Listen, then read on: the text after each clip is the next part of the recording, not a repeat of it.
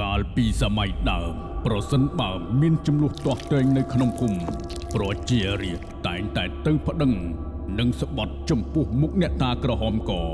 ដោយរៀបរាប់ដំណើររឿងរ៉ាវតាមអ្វីដែលខ្លួនបានជួបប្រទះបើអ្នកណាម្នាក់ពុំមានភាពសុចរិតទៀងត្រង់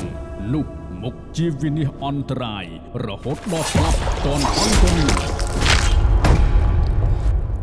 ភួងបងត្រូវទៅបំពេញបេសកកម្មយ៉ាងយូរ9ខែទៀតបងនឹងត្រឡប់មកវិញ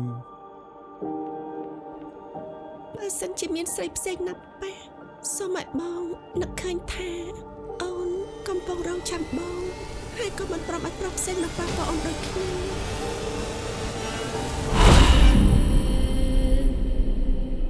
នាងខ្ញុំឈ្មោះភួងនាងខ្ញុំសូមស្បត់ថាពាក្យសម្ដីទាំងអស់ដែលនាងខ្ញុំនិយាយមុននេះសុទ្ធតែជាការពិតបើមានពាក្យពេចន៍ខ្ញុំមួយម៉ាត់ណាដែលមិនមែនជាការពិតខ្ញុំសូមឲ្យកូនចៅអ្នកតាមកកាច់បំបាក់កូននាងខ្ញុំឲ្យស្លាប់តែហោងទៅចាស់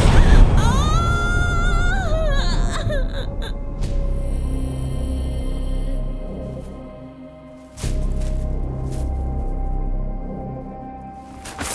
ម៉ែមិននឹកស្មានថារឿងវាដល់ថ្នាក់នឹងទេ